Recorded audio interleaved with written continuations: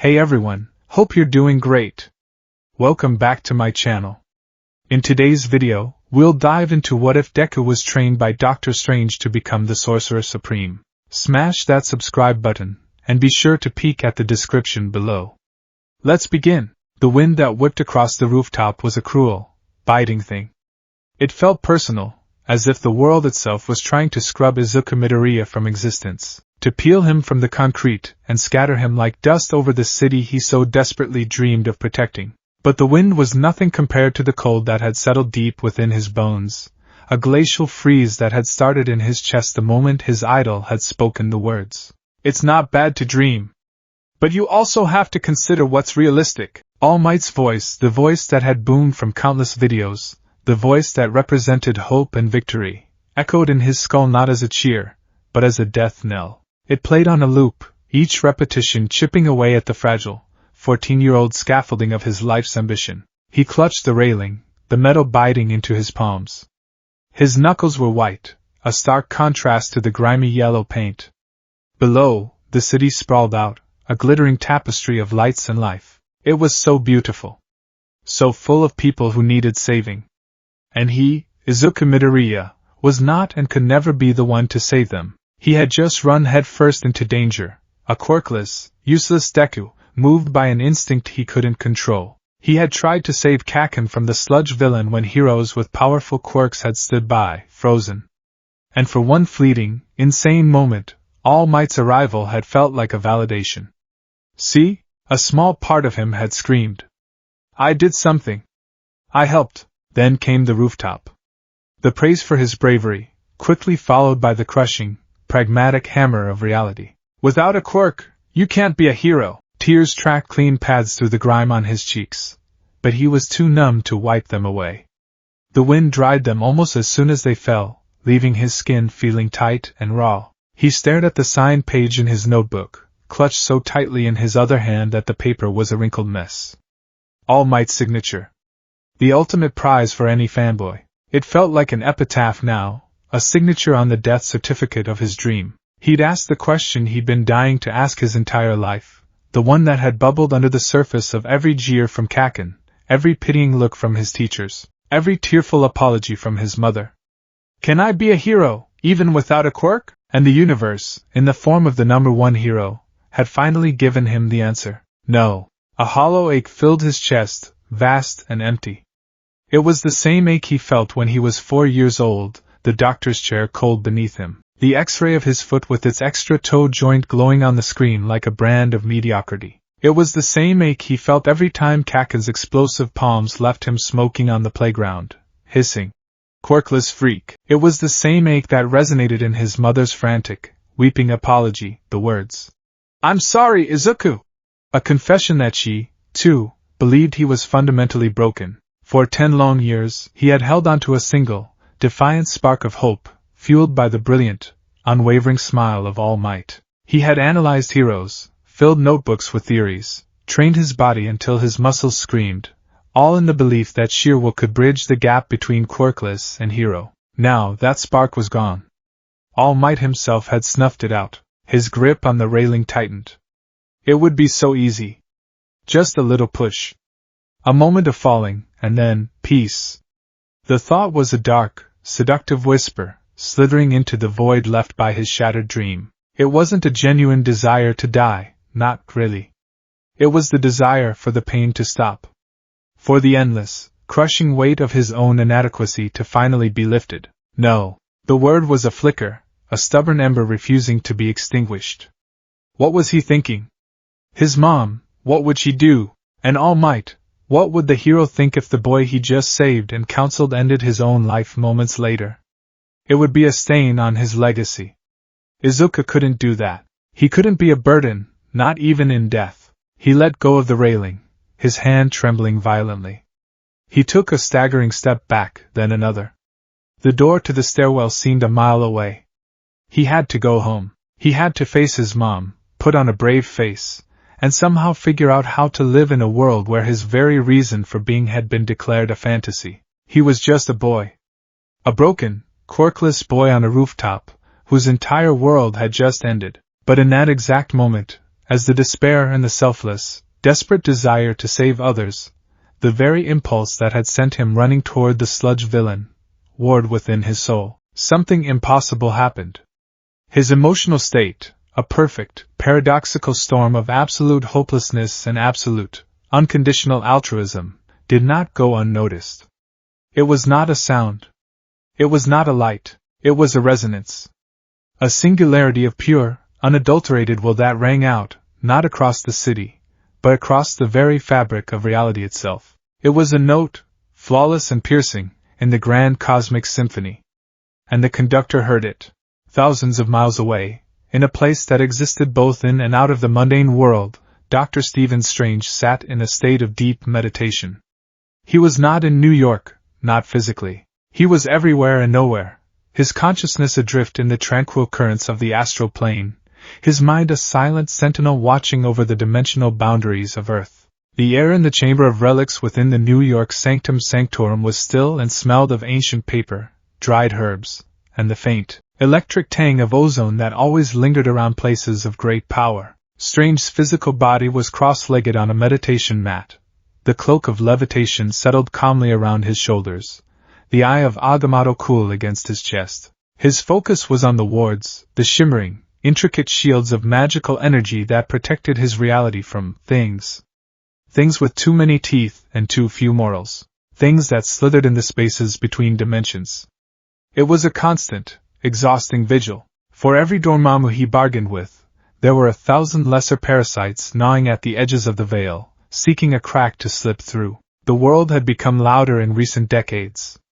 The emergence of quirks, this sudden, explosive evolution of the human race, had created a chaotic symphony of energy that made his job infinitely more complex. Each quirk was a unique broadcast, a wild and untamed torrent of power that strained the dimensional fabric. It was like trying to listen for a spy's whisper in the middle of a rock concert. And then he felt it. It wasn't a breach. It wasn't a demonic incursion or a curse taking root. It was a vibration. A single, pure tone that cut through the cacophony of quirk energy like a diamond blade through glass. It was impossibly strong, yet generated by a source that should have been utterly insignificant. It was a paradox. A quiet roar. A whisper that shook the foundations. Strange's astral form, a shimmering blue echo of his physical self, coalesced. His brow furrowed. He had felt power before. He had stood before the living tribunal and stared into the face of eternity. But this was different. This wasn't the raw, cosmic power of a celestial being. It was the power of will, a will so concentrated, so paradoxically forged in the crucible of utter despair and selfless love, that it had punched a hole through the noise of the universe. Curiosity was a luxury a sorcerer supreme could rarely afford, but this he could not ignore. He extended his astral senses, following the thread of this impossible resonance back to its source. He soared over the globe, a phantom passing through buildings and clouds. He saw the world not as brick and steel, but as a web of energies. He saw the brilliant, almost blinding light of All Might's quirk, a setting sun still burning with incredible power. He saw the cancerous, creeping darkness of another, a gluttonous energy that consumed and collected the light of others. He saw the millionfold sparks of lesser quirks, a chaotic and beautiful aurora blanketing the entire nation of Japan, and at the center of the resonance, he found the source. It was a boy. A child, really, standing on a rooftop, looking so small and fragile he might be blown away by the next gust of wind. He was physically unremarkable. And astrally, he was a void. A null point in the sea of quirk energy. He was quirkless. Strange observed, his astral form hovering unseen. He saw the tear tracks on the boy's face, the crumpled notebook, the utter desolation in his posture. He reached out with his mind, not to read the boy's thoughts, a crude and invasive act, but to sense the emotional echoes, the psychic residue of what had just occurred. He felt the shattering of a dream. The bitter sting of rejection from an idol. The cold, leaden weight of a lifetime of inadequacy. And beneath it all, the burning, supernova bright core of self-sacrifice. The unthinking, unhesitating impulse to throw himself in front of danger to save another, even with no power, no hope of success. That was the source. The boy's will was so strong that even when his spirit was completely broken, its fundamental nature, to protect, to save, was powerful enough to resonate across dimensions. Strange had seen countless warriors, kings, and gods. He had met beings who could shatter planets with a thought. But he had never encountered a will like this in one so young and so powerless. It was the kind of will required to look a world-devouring demon in the eye and say, "No." The kind of will required to master the mystic arts. The Ancient One had chosen him for his brilliant mind and his broken hands, which had forced him to seek humility. But she had also seen the flicker of something more within him, a nascent will to protect. This boy, his will wasn't a flicker. It was a raging inferno, currently banked by despair. The Sorcerer Supreme made a decision. The balance of power in this world was shifting. This chaotic age of quirks was a feast for extra-dimensional predators. He needed allies. He needed an apprentice. He had never sought one out, believing the Eye of Agamotto would reveal a successor when the time was right. Perhaps it just had. His astral form dissolved, returning to his body in the sanctum. Stephen Strange opened his eyes. The orange glow of the setting sun filtered through the intricate metalwork of the window of the worlds. He stood, his joints cracking softly. The cloak of levitation shifted, its collar rising slightly as if in anticipation. "Well," he murmured to the empty room. "This should be interesting." He raised his hands, his fingers tracing a complex pattern in the air. A circle of brilliant orange sparks began to form, rotating like a fiery cog. Through the nascent portal, he could see a drab concrete rooftop and a small, green-haired boy about to take his first step towards a life of quiet desperation. Not if Dr. Stephen Strange had anything to say about it. Izuku's foot had just lifted to take a step toward the stairwell door when the air in front of him began to shimmer, like a heat haze on a summer road. He froze, blinking. It was probably just his tears blurring his vision. He rubbed his eyes with the back of his sleeve, but the shimmer remained. Then, a single, brilliant orange spark appeared in the center of the haze. It hung in the air for a second before exploding outwards in a shower of fiery particles. The particles didn't fall. They chased each other in a perfect, rotating circle, carving a hole in the very fabric of the world. The sound was like 1,000 tiny firecrackers and the grinding of stone, yet it was completely silent. The air smelled sharply of ozone and something else, something ancient, like old spices and electricity. Izuku's mind, the same analytical mind that had just been cataloging the infinite ways his life was over, kicked into a different gear. Quirk? A teleportation or portal quirk? Highly advanced. The energy signature is visible, suggesting an emission type, but the spatial distortion implies a mutation or transformation type affecting a localized area. Who? His thoughts derailed completely as a figure stepped through the swirling, impossible doorway. The man was tall and imposing, though not in the muscular, barrel-chested way of All Might. He wore elaborate robes of a deep, royal blue, intricately threaded and layered. A high-collared red cloak was fastened at his shoulders, and it seemed to move with a life of its own, its corners twitching and rising in the wind independently of the gusting air around them. Around his neck he wore a strange, ornate amulet in the shape of an eye. His face was sharp and intelligent, with a meticulously trimmed goatee, and his eyes were the most startling part. They were a piercing blue-gray, and they seemed to see not just him, but right through him, into the shattered, trembling core of his soul. Izuku stumbled back, his heart hammering against his ribs in a frantic, terrified rhythm. A villain? Had a villain followed him up here? But there was no malice in the man's posture, only a calm, unnerving authority. "Izuku Midoriya," the man said. His voice was a calm baritone, with a strange accent Izuku couldn't place. It held an unnatural resonance, as if he were speaking from the bottom of a well. Izuku's own voice came out as a pathetic squeak. "How? Who are you?" The man took another step forward, and the fiery portal snapped shut behind him with a soft whump, leaving no trace it had ever been there. "My name is Dr. Stephen Strange," he said, his gaze unwavering. "And I am here because of you." "And me?" Izuku stammered, pointing a trembling finger at his own chest. "I think you have the wrong person. I'm nobody." The words tasted like ash in his mouth. "No," Strange corrected, his tone firm but not unkind. You are very much somebody. I am not a pro-hero. I do not operate within the bounds of your government's regulations. My concern lies with threats of a different nature. Threats to reality itself. Izuku's brain felt like it was short-circuiting. Threats to reality? Was this man a delusional cosplayer? But the portal had been real. He'd felt the heat from it, smelled the ozone. No light-based quirk could do that. I don't understand, he whispered, his entire body trembling. You wouldn't, Strange said, a hint of sympathy in his voice. Let me be more direct. A few moments ago, you generated an immense surge of energy, one powerful enough for me to feel it from halfway across the world. Izuku's blood ran cold. Energy? But that's impossible. I'm quirkless. He said the word like a curse, a confession of his deepest shame. A flicker of something, understanding, perhaps pity, crossed Strange's face. Ah. That is the word you use for it. You see, the power you just unleashed had nothing to do with this biological lottery you call quirks. What I felt was not the power of the body. It was the power of the spirit. The power of will. He gestured to the spot where Izuku had run toward the sludge villain. Down there, you ran into a fight you knew you could not win. You had no power, no training, no chance of success. A foolish, reckless act. Izuku flinched, the words a direct echo of the scolding he'd received from the heroes on the scene.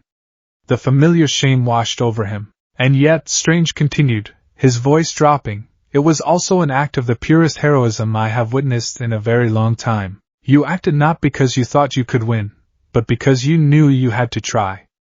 Your will to save another person was so absolute, it transcended your physical limitations. He then gestured to the railing Izuku had been clutching. And up here, in your moment of absolute despair, that same will burn just as brightly. A will that refused to inflict pain on others, even when your own was unbearable. It is a potent, dangerous combination. And it sings a very specific song across the universe. Izuku stared, speechless. This man, he wasn't looking at him like he was broken. He wasn't pitying him. He was looking at him like he was powerful. It didn't make sense. It was as if someone had told him the sky was green. The power of a quirk is born in the body, Strange explained, clasping his hands behind his back. It is an internal power, limited by genetics and biology. It is impressive, but it is finite. There is another kind of power, Izuku. A power that is not internal, but external. It is the fundamental energy of the multiverse itself. It cannot be inherited. It can only be harnessed. And it responds not to the strength of one's body, but to the strength of one's mind, and the indomitable nature of one's spirit. He paused, letting the words sink in. The wind whipped his red cloak around him, and for a moment, he looked like a figure from an ancient myth. Your idol told you that you cannot be a hero without a quirk, Strange said, his eyes locking onto Izuku's. He was wrong. He simply lacks the imagination to conceive of a hero who operates outside his own understanding. I am telling you that your quirkless nature is irrelevant. In fact, it may even be an advantage. Your vessel is empty, free from the chaotic energies of a quirk, ready to be filled. Hope. It was a terrifying, fragile thing. A feeling Izuku thought he'd lost forever just minutes ago. It was blooming in his chest now, a tiny, painful flower pushing its way through solid ice. What are you saying? He managed to ask, his voice thick with unshed tears. I am saying, Dr. Strange said, his expression serious, that I can teach you. I can give you the tools to harness this universal power. I can teach you to bend reality, to conjure shields from pure energy, to step between worlds.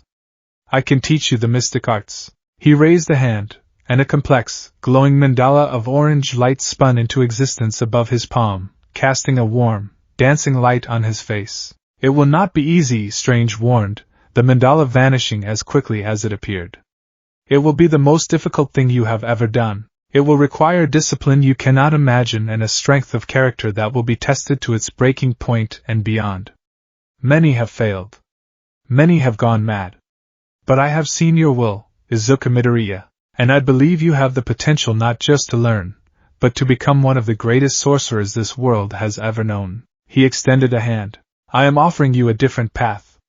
Not as a pro-hero who fights criminals, but as a sorcerer who defends all of reality from threats beyond human comprehension. The choice, however, is yours. Izuku stared at the outstretched hand. His mind was a whirlwind of confusion, disbelief, and a terrifying, soaring hope. Magic? Bending reality? Sorcerers? It sounded like something out of a comic book, a fantasy even more outlandish than a quirkless boy becoming the next All Might. But the portal had been real. The light in the man's palm had been real. And the look in his eyes, it held a truth that resonated deeper than All Might's well-meaning pragmatism. All Might had seen his limitations. Dr. Strange saw his potential. He looked down at his own hands, scraped and bruised from his encounter with the sludge villain. They were empty. Powerless. All his life, he had been told they were useless. Now, this stranger was telling him they could be taught to reshape the world. All Might had crushed his dream. But maybe this man was offering him a new one. A bigger one. The tears that had been welling in his eyes finally fell, hot and fast. But they were not tears of despair. They were tears of catharsis, of relief, of a fragile, terrifying, incandescent hope being reborn from the ashes of his old life. He took a deep, shuddering breath. He wiped his nose on his sleeve and met the Sorcerer Supreme's gaze. He was still trembling, but his eyes, for the first time in what felt like a lifetime, held a flicker of determination. He reached out and took Dr. Strange's offered hand. His grip was surprisingly firm. Yes, Izuku Midoriya said, his voice cracking but resolute. Yes. I'll do it. A rare, small smile touched Dr. Strange's lips. Good. Without another word, he turned and gestured, his fingers once again weaving a pattern in the air. The fiery, circular portal tore open reality before them, but this time, Izuku wasn't afraid. He was mesmerized. Through the swirling vortex, he didn't see the city.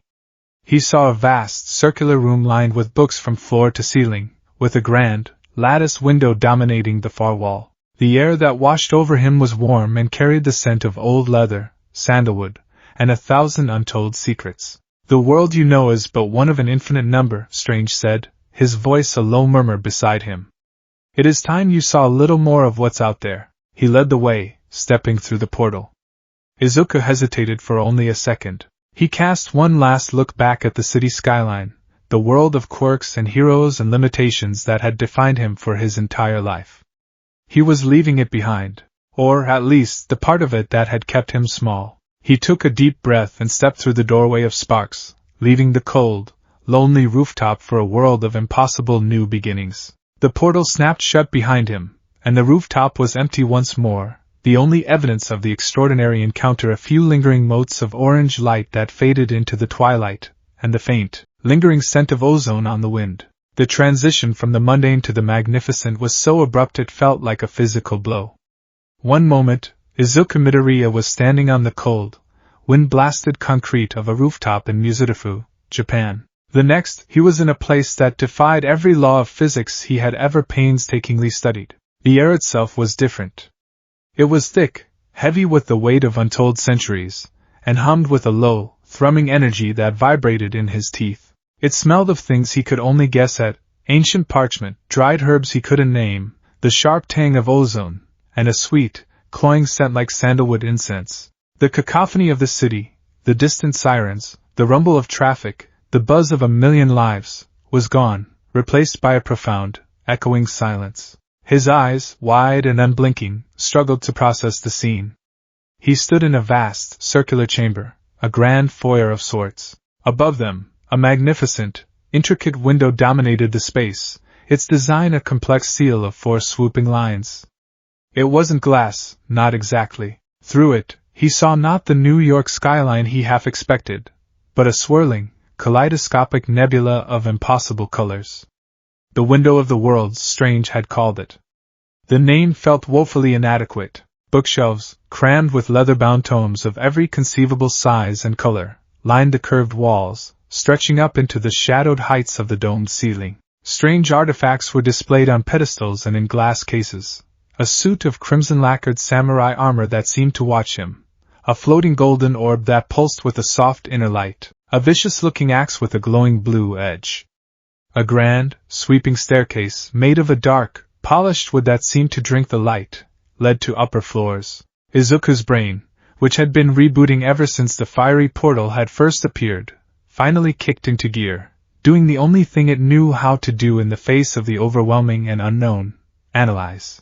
The architecture is a blend of Gothic and what appears to be Tibetan monastic design, but the geometry is off.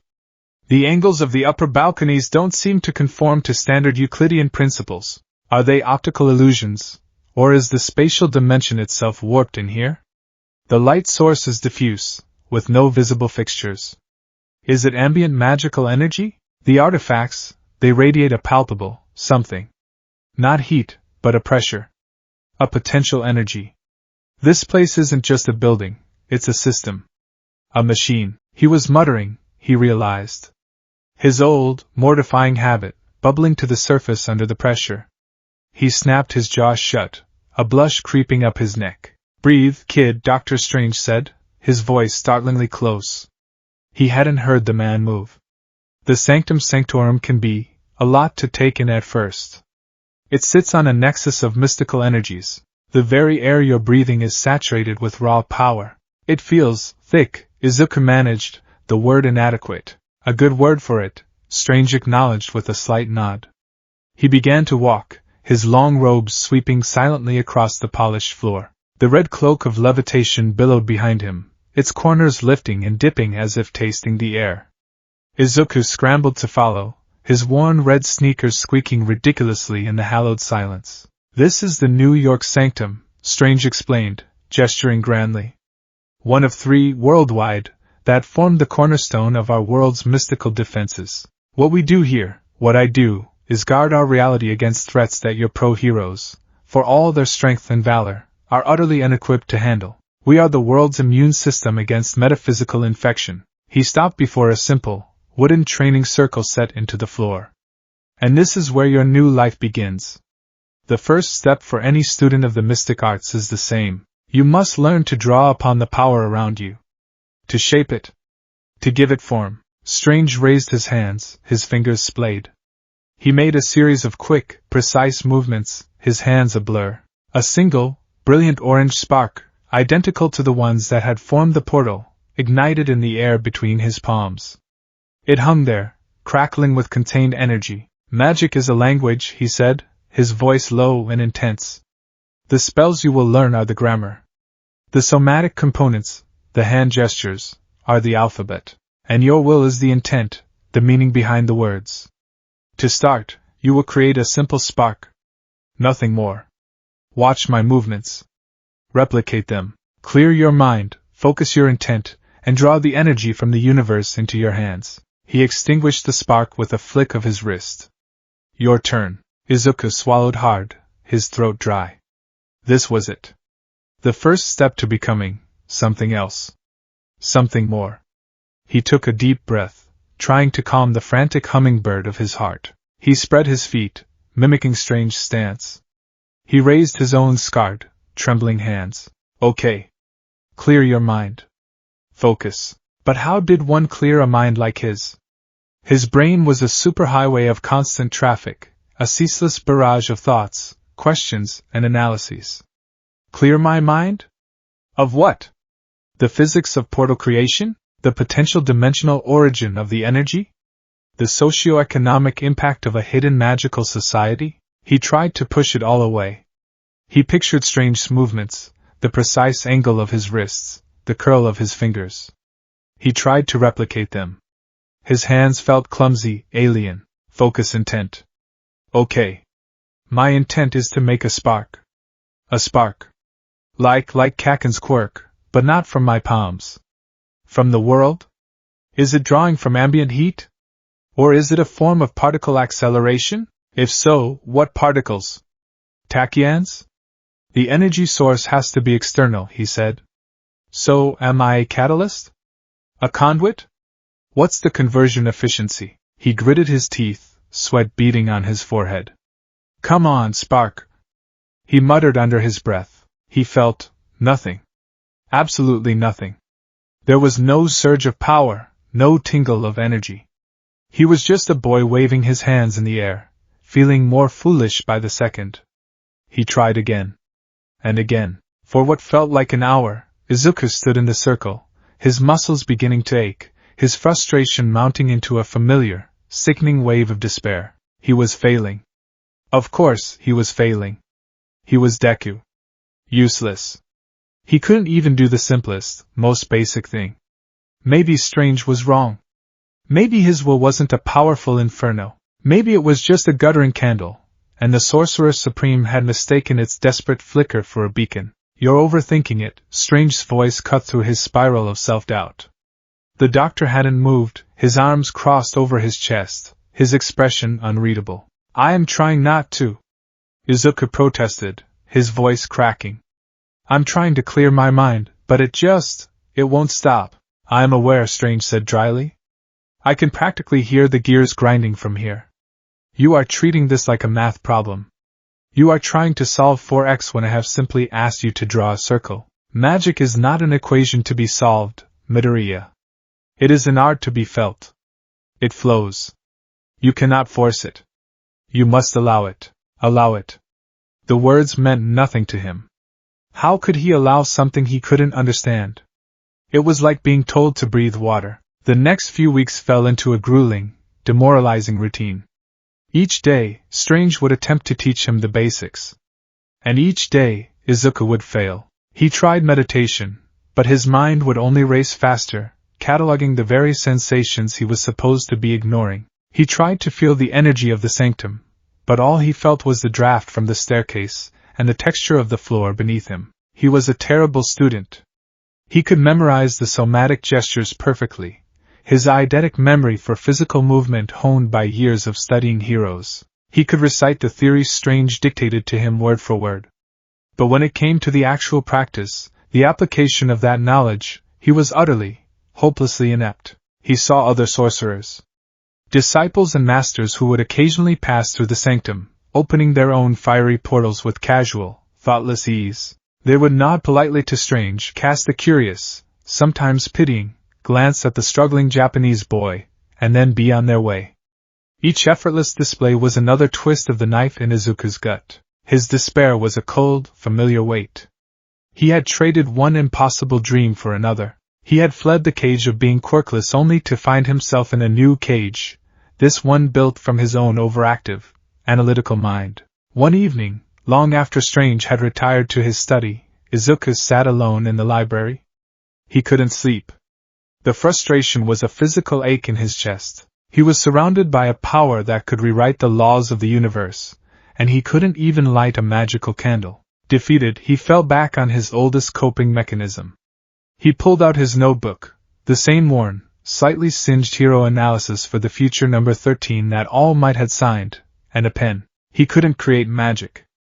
But maybe, just maybe, he could understand why he was failing. He opened to a fresh page. At the top, he wrote, Analysis of Mystic Arts, Failure Spark Conjuration. Then, he began to write. And draw. And theorize. He sketched the hand gestures Strange had shown him, adding dotted lines and arrows to indicate vectors of movement. He broke down the process into discrete steps. 1. Stance, balanced, grounded. To act as a stable conduit? 2. Somatic component, series of complex gestures. Seems to function as a key, or a focusing lens for the desired effect. 3. Mental component, clear mind and focus intent. This is the primary point of failure. He tapped his pen against the page. Why was it the point of failure? Because he couldn't stop thinking. But what if that wasn't the problem? He started a new section. Hypothesis. The issue is not the presence of thought, but the type of thought. Strange and other sorcerers use an intuitive, feeling-based approach. It's like a muscle memory for their minds. My mind doesn't work that way. My mind works on logic, systems, and deconstruction. Trying to force it to be intuitive is like trying to write code with a paintbrush. Perhaps I need to use a keyboard. A frantic energy seized him.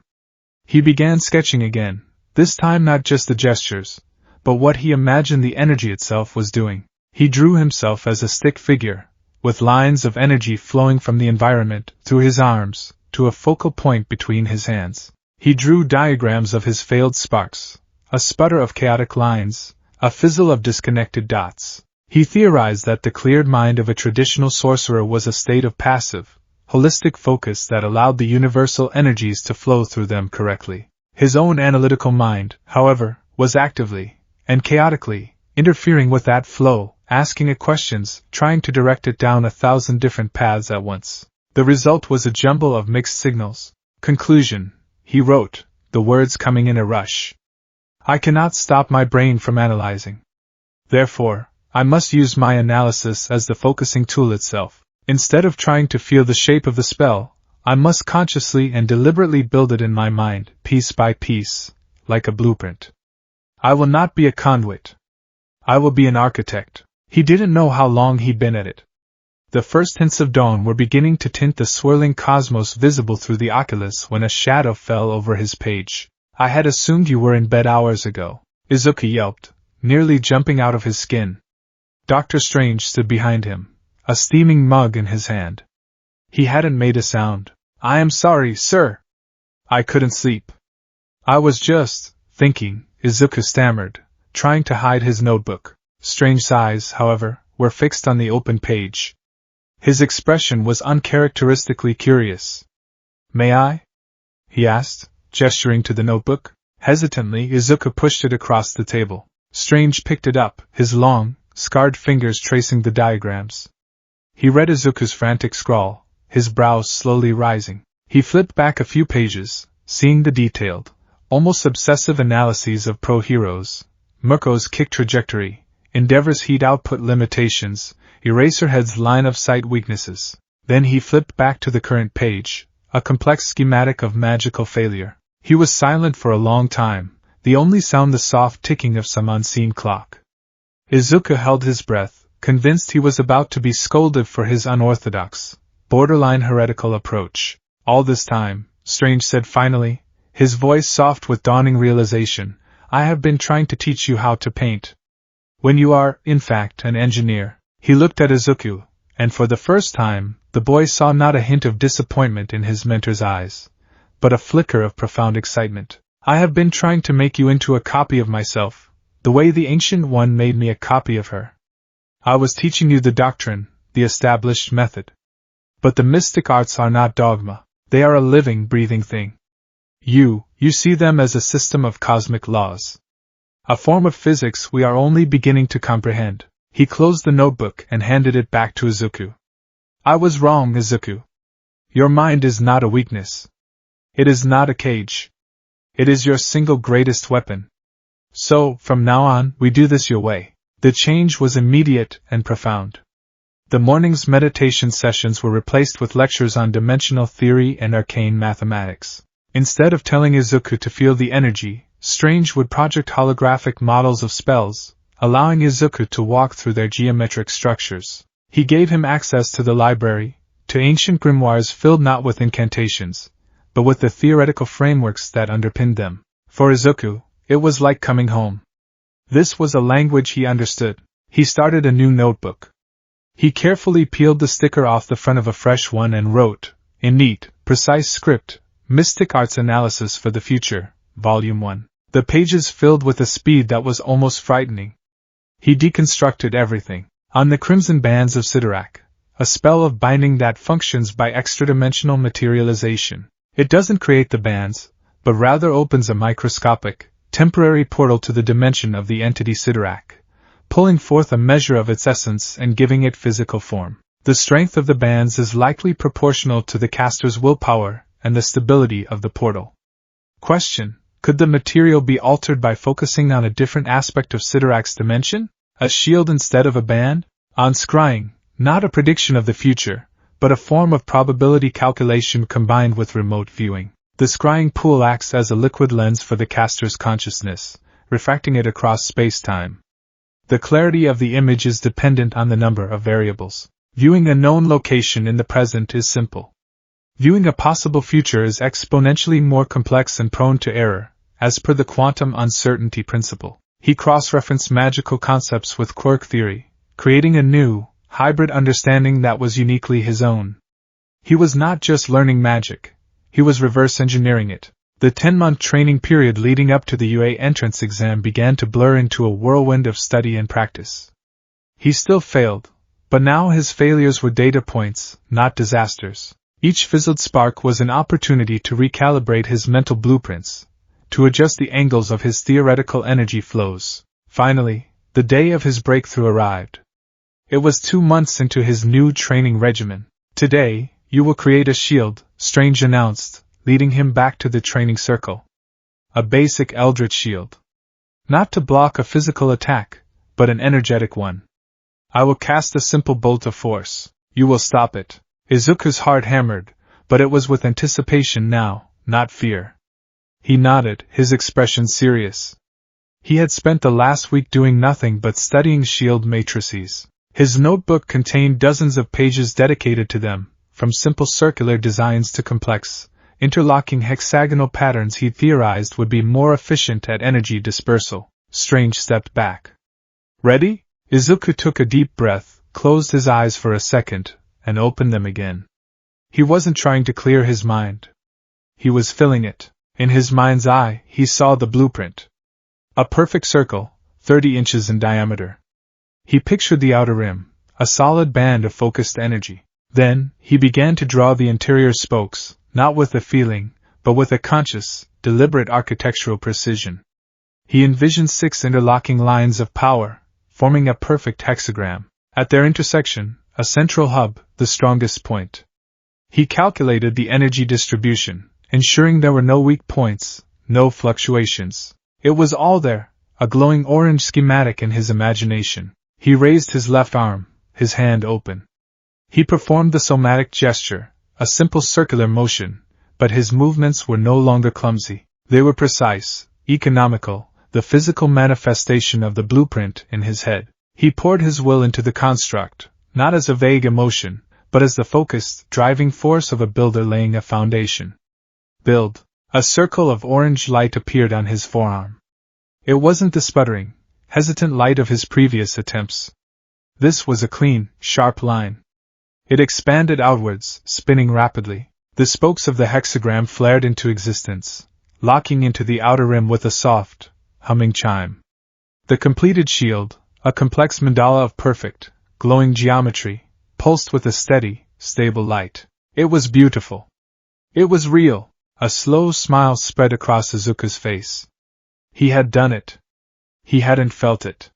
He had built it. "Impressive," Strange said, a note of genuine admiration in his voice.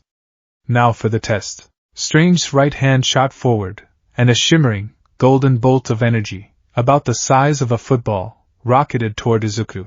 Instinct, the old, terrified instinct of a boy used to dodging Kaken's explosions, screamed at him to duck. But his new knowledge held him fast. He braced himself, planting his feet and trusting his creation. He held the shield firm. The bolt struck the center of the shield with a deafening crack. The impact was immense. A shockwave of force slammed into him, knocking the wind from his lungs and sending him skidding back several feet. His arm screamed in protest at the strain. But the shield held. The energy of the bolt dispersed across the geometric lines he had designed, flowing from the center, along the spokes, and harmlessly into the outer ring, where it dissipated with a shower of harmless golden sparks. When the light faded, Izuku was still standing. His arm was shaking uncontrollably, and he was panting for breath, but the glowing orange shield was still there, humming on his arm, uncracked and undimmed. He looked up at his mentor, a wide, incredulous grin spreading across his face. Dr. Strange was smiling. It was not the condescending smirk, or the distant, teacherly expression Izuku was used to. It was a genuine, proud smile, one that reached his eyes. "The accepted theory," Strange said, his voice filled with a quiet wonder, "is that the complexity of a shield's matrix is a reflection of the sorcerer's innate talent and experience. It takes most disciples years to produce anything more than a simple, solid disk."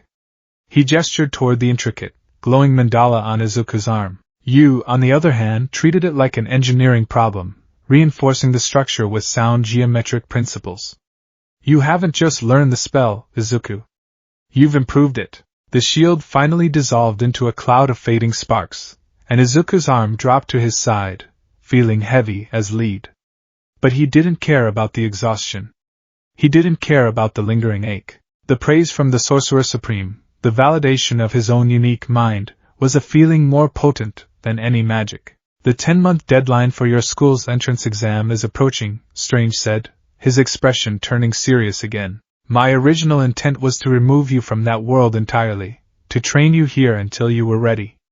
But I see now that would be a mistake. Your unique perspective, your understanding of both quirks and magic, could be an invaluable asset. He began to pace.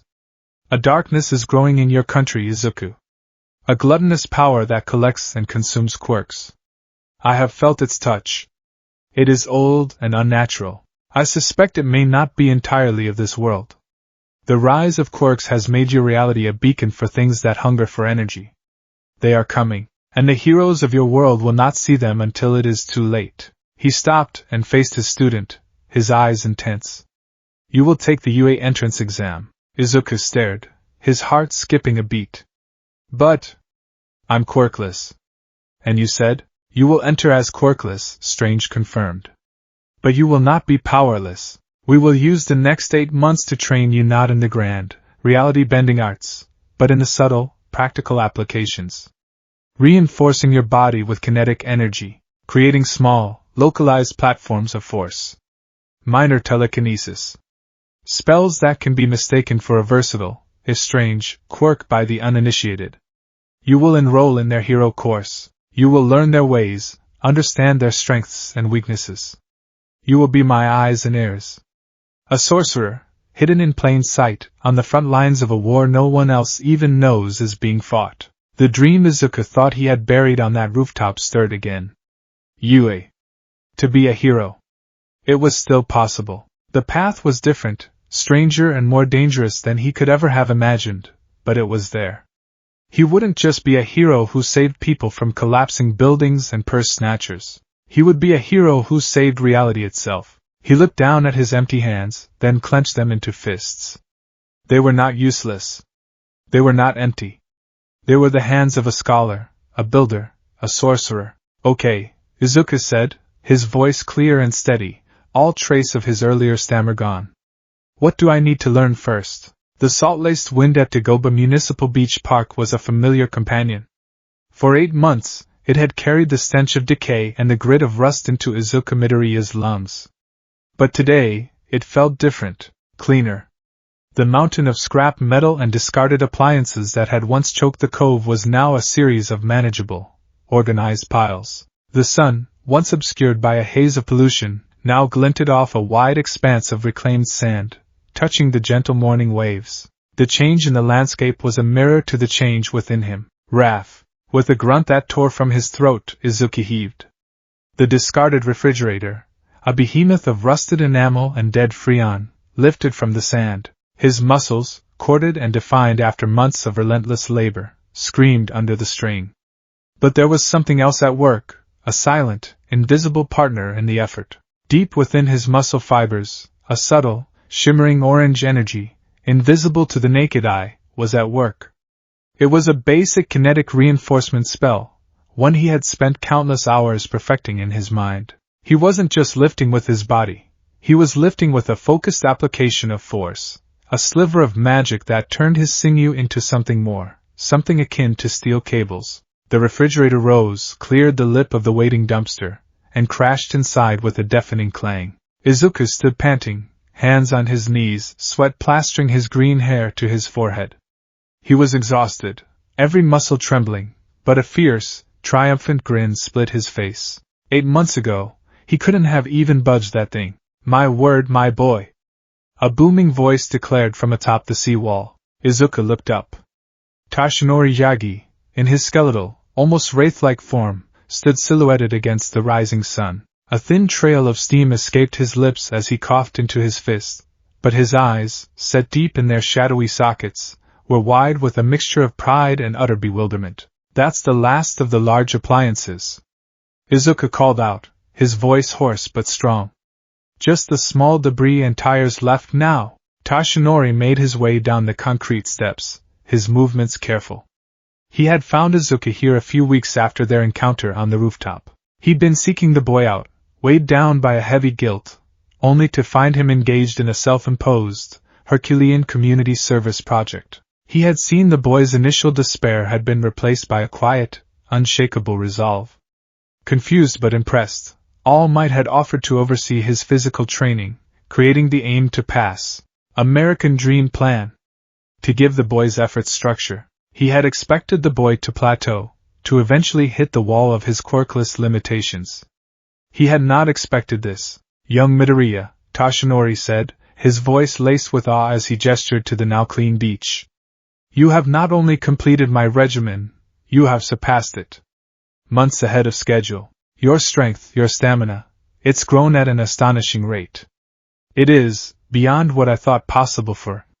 He trailed off, but the unspoken words hung in the air. For someone without a quirk. Izuku just smiled, wiping his brow with the back of a grimy glove. He couldn't tell his idol the truth. He couldn't explain that every night, after Toshinori left, a swirling portal of orange sparks would open in his small bedroom. He would step through, leaving the world of sweat and steel for the world of silence and sorcery. His evenings with Strange were a stark contrast to his days on the beach.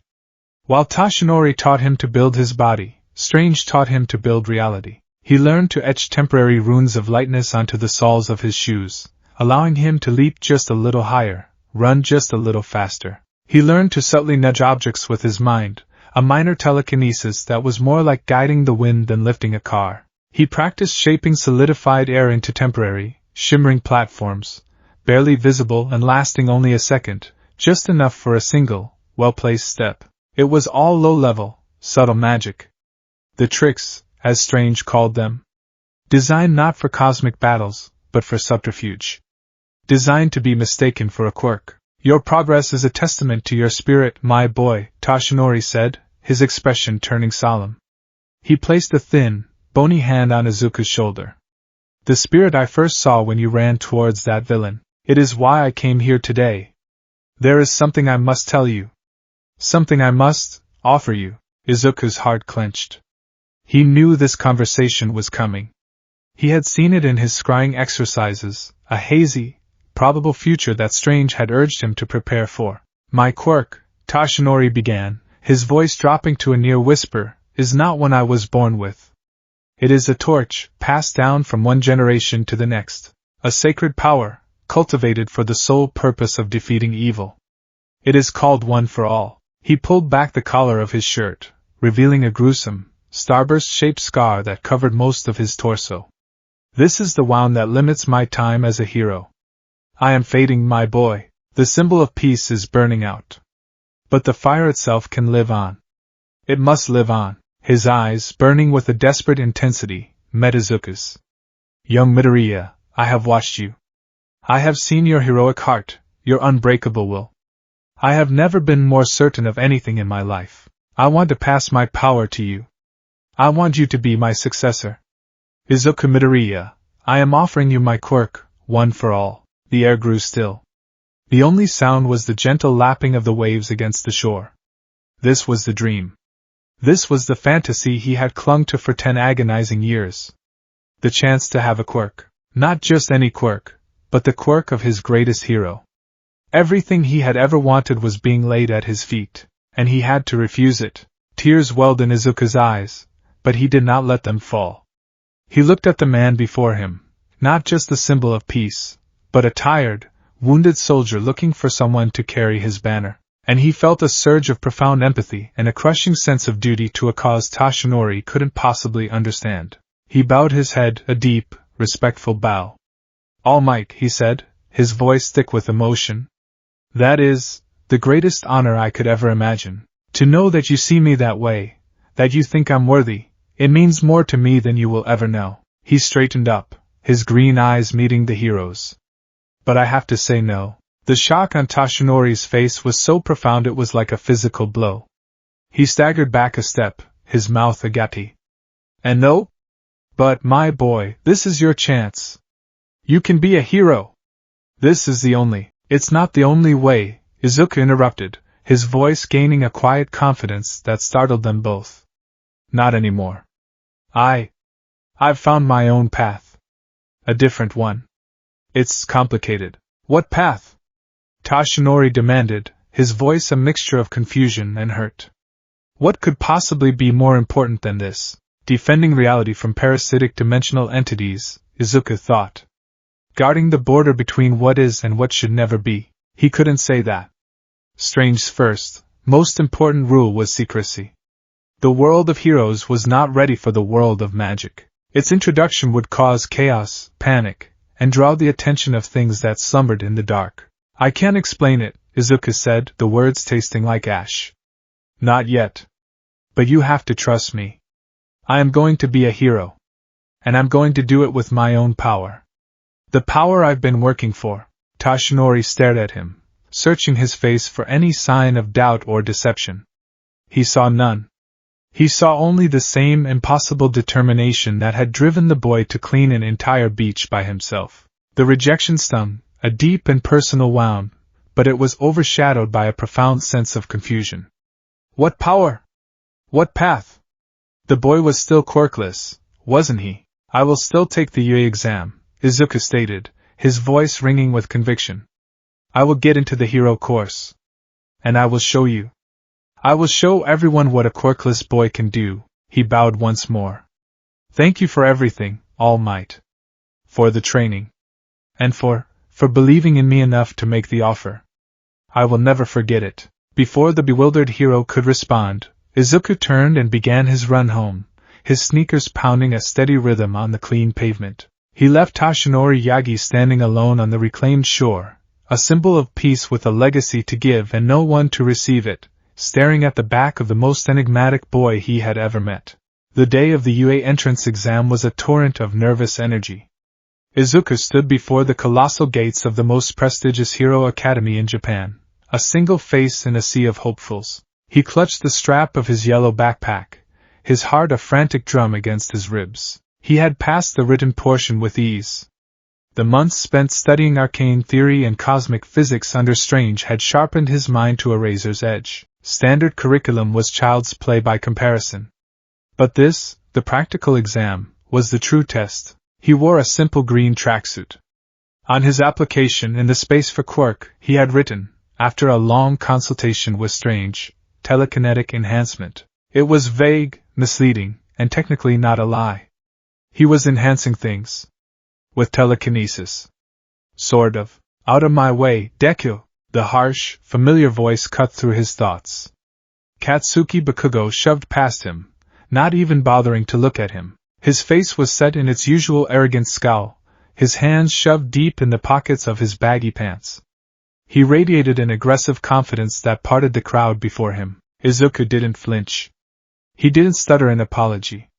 He simply watched Bakugo go, his expression neutral. He used a flicker of his magically trained senses, a simple diagnostic spell Strange had taught him for reading energy. He saw the crackling, explosive power of Bakugo's quirk, a brilliant, chaotic star of orange light contained within him. But he also saw it again, clearer this time, a faint, sour note clinging to its edges, a tiny, parasitic wisp of something dark and unnatural that seemed to feed on Bakugo's rage. The glutton's influence. It was faint, almost unnoticeable, but it was there. His mission, Strange's mission, suddenly felt crushingly real.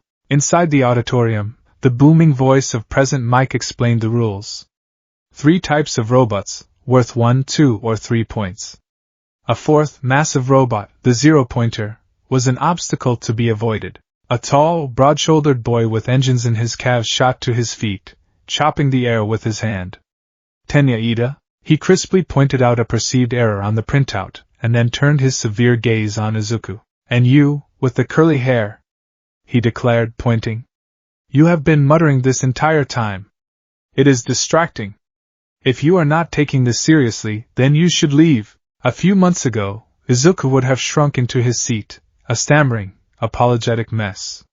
Now, he simply met Ida's glare, his own eyes calm. He had been muttering, running through somatic components and energy calculations in his head. My apologies, he said, his voice even and clear. I was simply formulating my strategy. I will be more considerate. Ida was so taken aback by the direct, unruffled response that he could only stammer, "Ah. Very good. A strategic mindset is commendable. My apologies for the interruption." He sat down stiffly, looking thoroughly flustered. Izuku took a slow, calming breath, ignoring the curious stares from those around him. Strategy. His was simple, in theory. Avoid attention. Use the tricks. Score points efficiently. Above all, do not reveal the true nature of his power. As they were herded towards their designated battle centers, he saw a girl with a round, friendly face stumble on the pavement. Ochako Uraraka. Before he could even think, he reached out, not with his hand, but with his mind. A tiny, focused cushion of solidified air materialized beneath her, softening her fall and allowing her to catch her balance. "Whoa!" she exclaimed, patting herself down. "That was weird, felt like I just stopped falling for a second."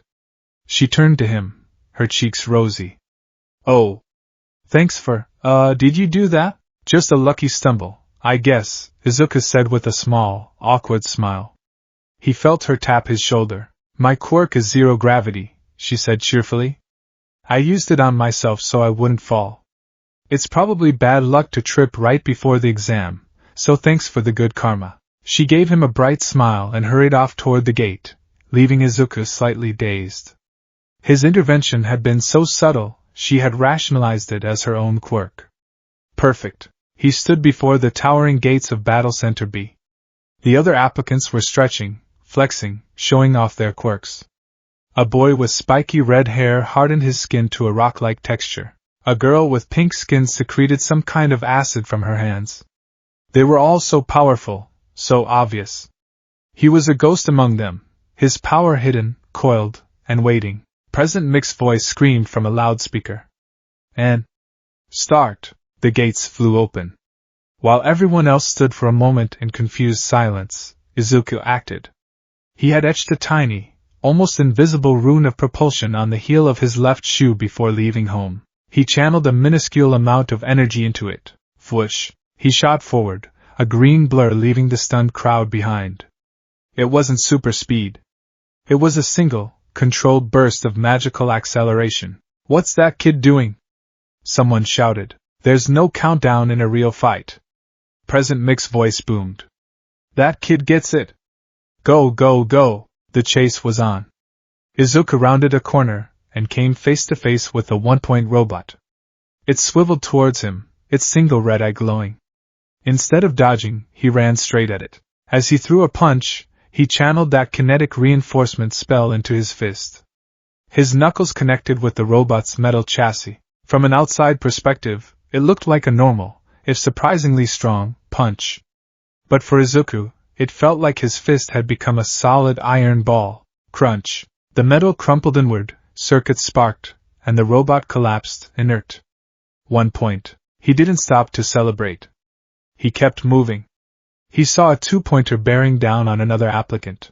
Izuku scooped up a length of broken rebar from the street, not with his hands, but with a focused telekinetic grip. He didn't just lift it, he spun it, stabilizing it like a rifle bullet, and pushed. The rebar shot forward with impossible speed and accuracy, punching clean through the robot's optical sensor. 2 more points. He moved through the city like a phantom, a study in efficiency. A leap that was just a little too high, thanks to a shimmering, split-second platform of hard air under his foot. A punch that hit way too hard, a piece of debris that flew as if thrown by a powerful arm, even when he was meters away. To any observer, he was a kid with a versatile but low-key enhancement quirk. He racked up points steadily, 1, 3, 4, 6, 7, 9, 12. He was being careful, using just enough power to get the job done, never enough to draw real attention. Suddenly, the ground began to shake. A deep, grinding rumble vibrated through the soles of his shoes. A shadow fell over the street, vast and absolute. The 0-pointer. It was a titan, a skyscraper of green metal and black pistons that towered over the fake city blocks. Its colossal head scraped the undersides of the artificial clouds. The other applicants, who had been fighting with such confidence moments before, were now screaming and running in pure, unadulterated terror. "It's not worth any points. Just run!" Izuku's first instinct was to do the same.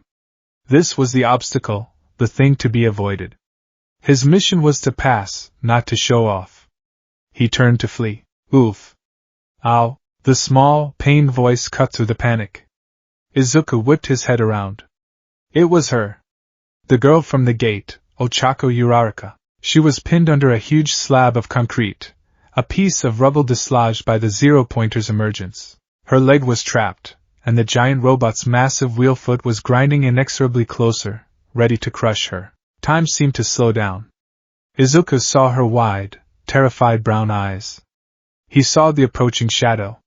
He heard the cries of the other fleeing students. And in that moment, there was no calculation, there was no analysis. There was no thought of secrecy or subtlety or passing the exam. There was only the echo of Dr. Strange's voice. You acted not because you thought you could win, but because you knew you had to try. His body moved. He sprinted towards the danger, his legs pumping, the rune on his shoe forgotten.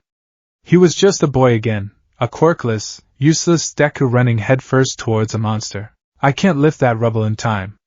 Kinetic reinforcement isn't strong enough. I can't push the robot back. It's too big. I need something else. Something strong. Something to bind it. His mind raced through his mental grimoire, flipping through the spells he had studied but never dared to practice. They were too big, too flashy, too undeniably magical. One stood out. A spell of absolute binding. A dangerous incantation that drew power from an entity he barely understood. The Crimson Bands of Sidorak. He didn't have time for a blueprint. He had to trust the theory. He had to trust himself. He skidded to a halt about 50 meters from the robot, planting his feet. He threw his hands forward in a complex, frantic series of gestures, a dance of fingers and wrists he had practiced only in his mind. What is that idiot doing? Bakugo, who had stopped to watch the chaos from a safe distance, snarled in disbelief. Is he gonna try and punch that thing? Izuku ignored him. He ignored everything. He focused his will, not as a builder this time, but as a caller. He was opening a door and demanding something come through. The air in front of his outstretched hands tore open. It started as a single orange spark, but this was no simple portal. It fractured into 1,000 lines of light, weaving themselves into a complex, rotating geometric pattern. It looked like a stained glass window made of fire. A low humming, otherworldly thrum filled the air, a sound that vibrated not in the ears, but in the bones. From the center of the glowing mandala, a tendril of pure, crimson energy snaked out. Then another, and another. They were not solid, not liquid, but something in between, like living light. They shot forward with incredible speed, leaving glowing red trails in the air. The other applicants stopped running. They stared, mouths agape, at the impossible spectacle. The crimson tendrils slammed into the zero-pointer's massive arm, the one poised above the trapped girl. They wrapped around the limb, multiplying, weaving over and under each other, forming a thick, inescapable cage of glowing red energy. The robot strained, its pistons hissing, its motors screaming in protest, but the crimson bands held firm. The gargantuan metal arm, which could have smashed a building, was frozen in place, bound by an impossible force. The pressure of the spell was immense. Izuku felt like his soul was being drawn through a keyhole. His nose started to bleed. Black spots danced in his vision, but he held on, gritting his teeth, his entire being focused on one singular thought: hold it down. With the robot immobilized, he screamed, his voice raw. Now! Get her out of there! His cry broke the spell of stunned silence. A few of the braver applicants, seeing their chance, rushed forward. The boy with the naval laser and the one with the spiky red hair helped lift the concrete slab, and Uraraka was pulled free just as a klaxon blared across the city. Time's up! The spell shattered. The crimson bands dissolved into fading red motes of light, and the geometric pattern in the air winked out of existence. The backlash hit Izuku like a physical punch. Every ounce of strength fled his body. His legs gave out, and he collapsed onto the pavement, his vision swimming, the world turning into a blurry, silent tunnel. The last thing he saw before he blacked out was Uraraka's worried face looming over him. In a darkened observation room high above the battle centers, A group of pro-heroes watched the monitors in stunned silence. "Well, the small, bare mouse thing that was Principal Niza said, breaking the quiet. "That was certainly unexpected." Shota Aizawa, the hero known as Eraserhead, leaned forward, his tired eyes narrowed. "What was his registered quirk again?" "Application says telekinetic enhancement." Present Mike read off a tablet, his usual boisterous tone gone, replaced by one of confusion. "That wasn't telekinesis," Aizawa grunted. "I've seen every type of telekinesis there is. They move objects. They don't construct things out of thin air. And the energy signature was all wrong. It didn't feel biological." All Might, in his skeletal form, sat in the back, silent. He had watched the entire exam, a knot of confusion and pride tightening in his chest. He saw Izuku's efficiency, his surprising power, his cleverness, and then he saw that. The glowing circle. The crimson tendrils. It was like nothing he had ever seen. It was beautiful and terrifying. The boy he had told was powerless, the boy who had refused his godlike quirk, had just manifested a power that defied all classification. He scored 45 villain points, the R-rated hero Midnight announced, looking at her own screen. A very respectable score. Puts him solidly in the top 10. But the rescue, Niza said, a thoughtful, predatory gleam in his black eyes. The rescue changes everything. He tapped a button on his console. The hero point system was a secret component of the exam, a test of a candidate's character. For a selfless, heroic act of that magnitude, give him 60 rescue points. A few of the teachers gasped. 60? Nizu, that puts him in first place, Aizawa finished, his eyes still glued to the screen showing the unconscious green-haired boy. Above the Bakugo kid, who had the highest villain score. Indeed, Nizu chirped, steepling his small paws. A quirkless boy who refuses the power of the symbol of peace. An applicant who uses a power that looks like nothing we have ever recorded. And a boy who, at the critical moment, sacrifices his own chance of victory, and risks his own well-being to save a stranger. He turned his gaze to All Might, whose face was a mask of conflicted emotions. "It seems, All Might, that your potential successor is far more interesting than any of us could have possibly imagined." Aizawa let out a sigh, rubbing his tired eyes. "Interesting or not, he's going to be a problem. I don't know what that trick of his was, but I'm going to find out." The letter of acceptance from Yue High School arrived a week later. Izuku Midoriya, the quirkless applicant with a trick up his sleeve, had not just passed. He had shattered all expectations, leaving a trail of bewildered students and a faculty of very intrigued pro-heroes in his wake. His life as a student was about to begin. His life as a sorcerer on the front lines was already underway. The pristine, gleaming corridors of Yue High were a far cry from the ancient, dust-smoke-filled halls of the Sanctum Sanctorum. Here, the air buzzed with the nervous energy of youth and the latent power of 100 different quirks. It smelled of floor wax and ambition. For Izuku Midoriya, stepping over the threshold of Class 1A was like stepping into a dream he had long since mourned and buried. The reality of it was so potent, so overwhelming, that it almost felt like another dimension entirely. The room was already thrumming with life. He recognized several faces from the exam. The intense boy with engines in his calves, Tenya Ida, was already seated, his back ramrod straight. The explosive, arrogant glare of Katsuki Bakugo was impossible to miss.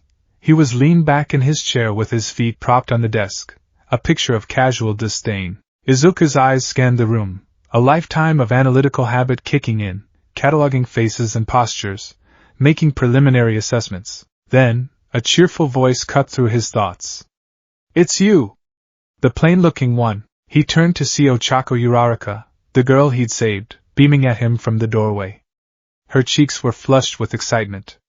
"I'm so glad you got in. That punch was amazing, and that weird red rope thing. So cool." Izuku felt a blush creep up his neck, a familiar heat that felt oddly nostalgic. "Oh! Hi! Uraraka-san, right? I'm glad you're okay. Your quirk is amazing, too. Zero gravity, that's incredible for rescue work and mobility." He started to devolve into a muttering analysis, but caught himself, forcing a slightly wobbly smile instead. I'm Midoriya Izuku. It's nice to meet you, Midoriya-kun. I was so hoping to thank you properly, she said, her hands clasped together. You really saved me back there. Before he could respond, a severe voice interjected.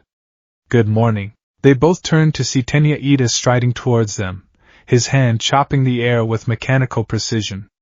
I am Ida Tenya, from Semi-Private Academy. I'm Uraraka Ochako. Hi, Midoriya-kun, Ida said, his gaze fixing on Izuku with an unnerving intensity. I must commend you. During the practical exam, you alone grasped the true nature of the test before anyone else. I was mistaken to have called you out during the orientation. You possess a much keener sense of perception than I. I misjudged you completely. Oh no, really, I just panicked and ran. Izuku started, but Ida wasn't listening.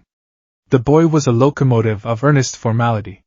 This was his world now, a world of introductions and interactions that didn't involve ancient grimoires or the fundamental laws of the cosmos.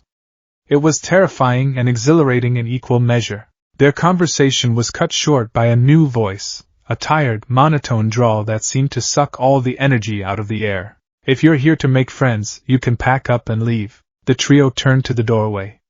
Lying on the floor, zipped up to his chin in a yellow sleeping bag, was a man who looked like he hadn't slept in a decade. His black hair was a greasy mess, and his eyes, visible through a slit in the fabric, were bloodshot and utterly devoid of enthusiasm. He looked, Izuku thought with a jolt of recognition, like a giant, exhausted caterpillar. Shota Aizawa. The Erasure Hero, Eraserhead. Quirk, Erasure. He can nullify the quirks of anyone he looks at, as long as he doesn't blink. The effect is broken upon blinking or loss of line of sight. Primary weapon, a capture scarf made of a carbon fiber and steel alloy. A master of stealth and ambush tactics. Specializes in fighting villains who rely heavily on their quirks. The man wriggled out of the sleeping bag, revealing a simple black jumpsuit. It took you all 8 seconds to quiet down, he said, his voice flat. That's not going to work. Time is a precious resource. You're not here to play at being heroes. He reached into his sleeping bag and pulled out a bundle of blue fabric. I'm your homeroom teacher, Shota Aizawa. Put these on and meet me on the P grounds. He tossed the gym uniforms onto his desk and shuffled out of the room, leaving behind a class of thoroughly bewildered teenagers. The sun was bright on the training grounds, the same grounds where generations of the world's greatest heroes had taken their first steps. Izuku stood in line with his classmates, the UA gym uniform feeling surreal on his skin. A quirk apprehension test? The class exclaimed in unison. But what about the entrance ceremony? And orientation? Uraraka asked, her voice laced with confusion. We don't have time for pointless pleasantries, Aizawa droned, not even turning to look at her. The hero course is a full-time job. You've all been using your quirks since you were children. Now it's time to see what you can really do with them. He singled out Bakugo. Bakugo. You finished first in the practical exam. What was your best softball throw in middle school? 67 meters, Bakugo grunted. Try it with your quirk, Aizawa said, tossing him a ball. Bakugo strode into the circle, a vicious grin spreading across his face. He wound up, his hand crackling with small detonations. Die! He screamed, launching the ball with a massive, focused explosion. A concussive blast washed over the students, and the ball rocketed into the sky, leaving a trail of smoke. Aizawa held up a small device. A number glowed on the screen, 705.2 meters. The class erupted in excited murmurs. Wow! That's amazing! We get to use our quirks for real! This is gonna be so much fun! Fun? Aizawa's voice was a whip crack of cold disdain. You think this is fun?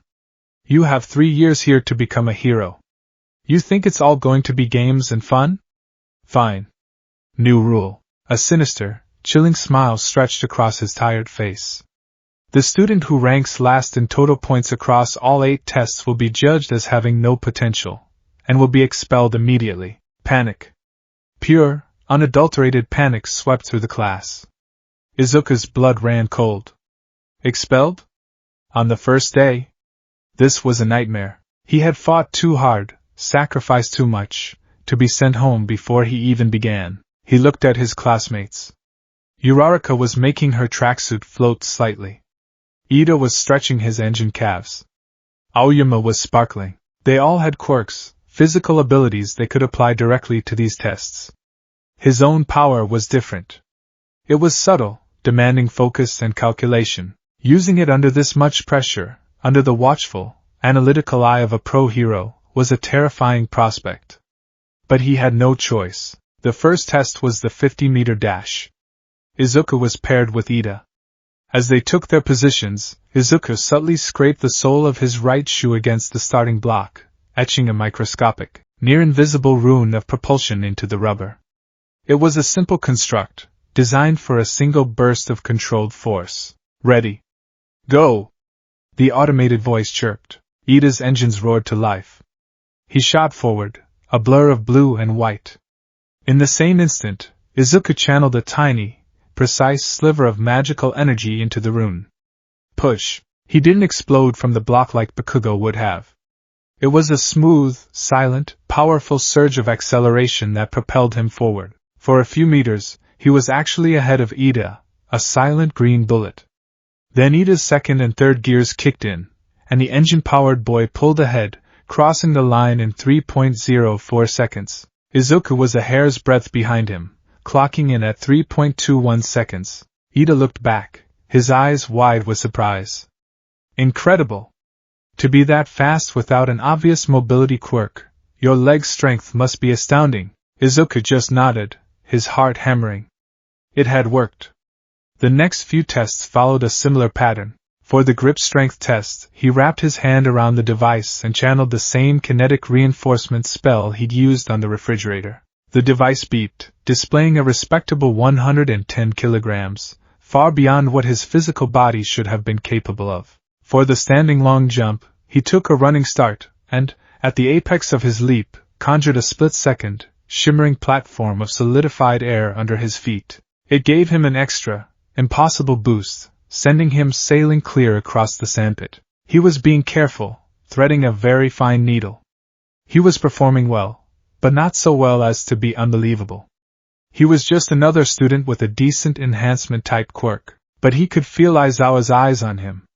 The teacher wasn't just watching, he was analyzing, his gaze sharp and probing. Then came the ball throw. The main event.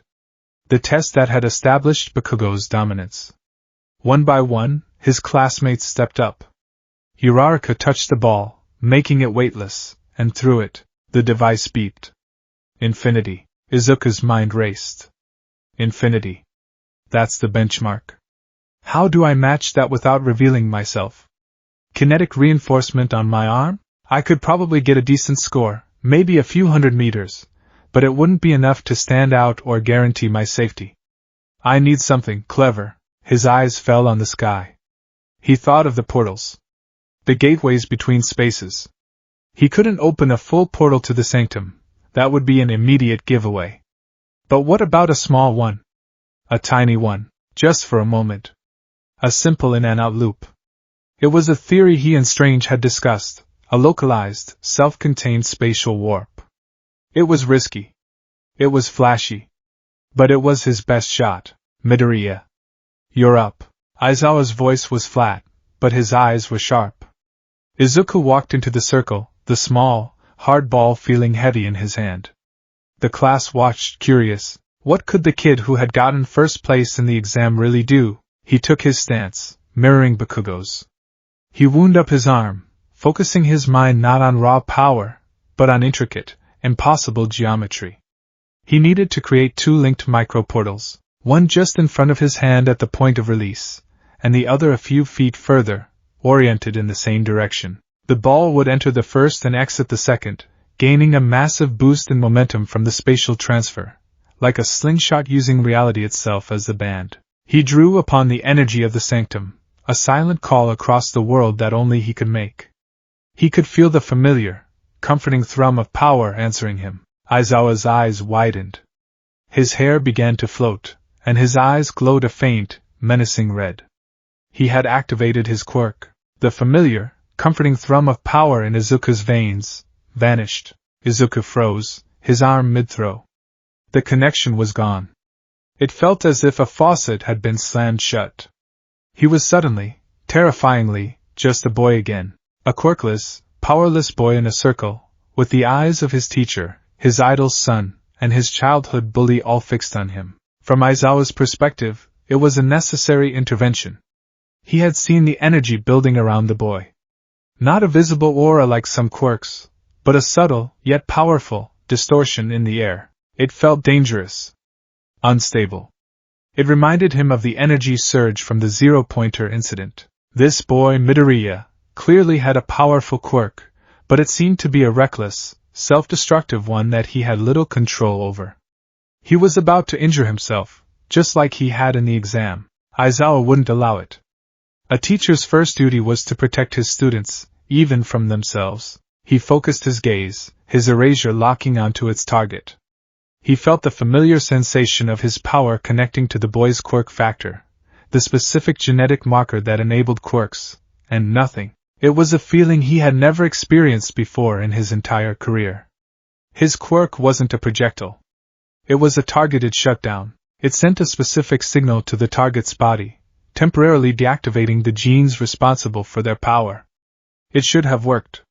It always worked, but this time, it was like throwing a switch that wasn't connected to anything. He could feel his power hitting Midoriya, but there was no quirk factor to deactivate. It was like trying to erase a word that had never been written on the page. His power was active, his eyes were on the target, but there was nothing to erase. His capture weapon, which had been floating, fell limp around his neck. The connection was gone. Not because his quirk failed, but because its fundamental requirement, a target with a quirk, wasn't being met. Aizawa blinked in stunned, absolute confusion. For Izuku, the moment Aizawa blinked was like a dam breaking. The connection to the sanctum's energy flooded back into him, a dizzying, intoxicating rush. He didn't have time to process what had just happened. He had to act. He put every ounce of his restored power and his desperate will into the throw. His arm whipped forward. Wrath. Just as the ball left his fingertips, the air in front of it shimmered. For a fraction of a second, a tiny, coin-sized circle of orange sparks, a miniature of the portal he knew so well, blinked into existence. The ball vanished into it. A few feet away, an identical portal opened, and the ball shot out, now glowing with a faint blue corona of displaced energy, trailing a visible distortion in the air behind it. It didn't just fly. It warped, accelerating at a physics-defying rate until it was a mere speck, vanishing into the upper atmosphere. Silence, a dead, profound silence fell over the training grounds. Everyone stared, first at the sky where the ball had disappeared, then at Izuku, who was panting, his throwing arm tingling with the strange, non-Newtonian recoil of the spell. Aizawa's device beeped. He looked down at it, his face a mask of disbelief. The screen displayed a single, sideways number 8, infinity. Bakugo's jaw was on the floor. His eyes, wide with a mixture of rage and utter shock, were locked on Izuku. What the hell was that? He roared, his voice cracking. DKU. What the hell was your quirk? He got infinity. Someone whispered. Did you see that? The air, it bent. What kind of enhancement quirk does that? Aizawa strode towards Izuku, his expression grim. The pieces weren't fitting. His erasure had failed. Or rather, it had found nothing to erase. Yet the boy had just produced a phenomenon that was undeniably a quirk. A powerful one. It was a paradox. A logical impossibility. And Shota Aizawa hated impossibilities. Midoriya, he said, his voice dangerously low. Explain that. Izuku's mind raced, his heart threatening to beat its way out of his chest. He had to give an answer that was plausible but vague, something that fit the telekinetic enhancement label. It's part of my quirk, he stammered, falling back on old habits under the pressure. I can apply telekinetic force to objects I throw. But I can also, create small points of kinetic transference, like a focus push. It gives the object a boost in momentum. It's really hard to control, he added quickly, hoping to explain the strangeness of the visual effect. It was a terrible explanation. A barely coherent string of technobabble. But in a world of quirks that allowed people to talk to animals or shoot tape from their elbows, it was just plausible enough to pass. Aizawa stared at him for a long, agonizing moment. He didn't believe a word of it. Not for a second. The boy was lying. But his lie was wrapped in a puzzle Aizawa couldn't solve. A quirk that can't be erased? It shouldn't exist. Fine, he grunted, turning away. Get back in line. He didn't call him out. He didn't press the issue. But as the test continued, Izuku felt Aizawa's gaze on him constantly, a heavy weight of suspicion that was far more unnerving than any threat of expulsion. He had passed the test, but he had failed to remain inconspicuous. He had painted a massive, unerasable target on his own back. The final results were posted on a holographic screen. Izuku scanned the list, his breath catching in his throat. He saw his name, Izuku Midoriya, 4th place. A wave of relief so powerful it made him dizzy washed over him. He wasn't last. He wasn't getting expelled. He was safe. He looked at the bottom of the list. Minoru Mineta, the small, purple-haired boy, was in 21st place, sweating and crying. And by the way, Aizawa said, his voice dripping with boredom as he powered down the hologram. I was lying about the expulsion. It was a logical ruse to make you push yourselves. The class, save for a few, erupted in outrage. A ruse? Of course it was. You should have realized. A girl with a black ponytail, Momo Yayorozu, said with a sigh. Aizawa just shrugged. That's it for today. Your curriculum sheets are in the classroom. Look them over. He turned and began to shuffle away, but then he paused, his head turning slightly to fix his gaze on Izuku. Midoriya. A word. The other students began to head back to the locker rooms, casting curious and impressed glances at Izuku. Uraraka gave him a thumbs up. Ida gave him a stiff, approving nod. Even Bakugo just shot him a look of pure, murderous confusion before storming off. Izuku walked over to his teacher, his legs feeling like lead. I don't know what your game is, Aizawa said, his voice a low, threatening murmur. And I don't know what that power of yours really is. But I do know one thing. It's not normal. You have a massive amount of potential, that much is obvious. But power that can't be controlled, power that can't be checked, is not the power of a hero. It's the power of a villain, a catastrophe waiting to happen. His glowing red eyes, free of his quirk's influence now, seemed to bore into Izuku's soul. I will be watching you. Every step. Every test. Every fight. The second you slip up, the second you prove you're a danger to yourself or others, I will cut you loose. Do you understand me? Yes, sir, Izuku said, his voice quiet but steady. You're a problem child, Midoriya, Aizawa grunted, turning to leave for good.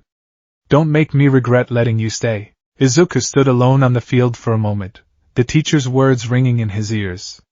A problem child. He had survived his first day.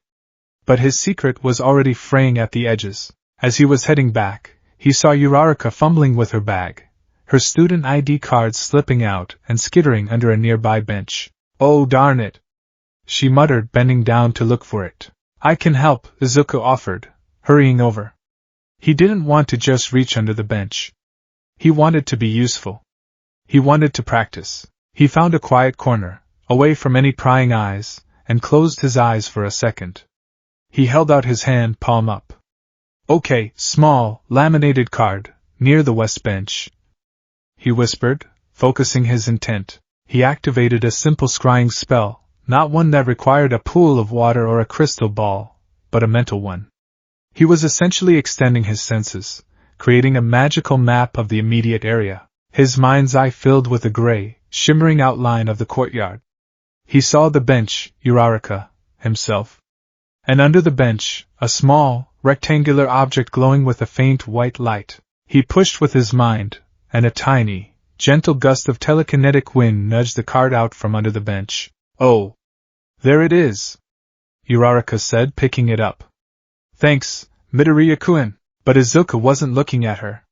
While his scrying map had been active, his senses had been heightened, attuned to the flow of energy. And as he had scanned the area, his gaze had swept past the retreating form of Katsuki Bakugo. He had seen it again. But this time, it wasn't a vague, sour note. In his magically enhanced state, it was a clear, vivid image. Bakugo's quirk was a brilliant, blazing sun of personal power, but clinging to its corona, like a greasy, dark film, was that parasitic energy. It was thin, almost transparent, but it was undeniably there. It looked like a leech made of shadow, and it seemed to throb in time with the angry pounding of Bakugo's heart, drinking in his rage, its presence subtly tainting the pure, explosive power of his quirk. The image was so disturbing, so fundamentally wrong, that a cold dread washed over him, chasing away the warmth of his earlier relief. Aizawa thought he was the problem. He thought the danger was a student with an uncontrollable quirk. He was wrong. The real danger was already inside Yuei's walls, a silent, creeping infection from another world. And Izuku was the only one who could see it.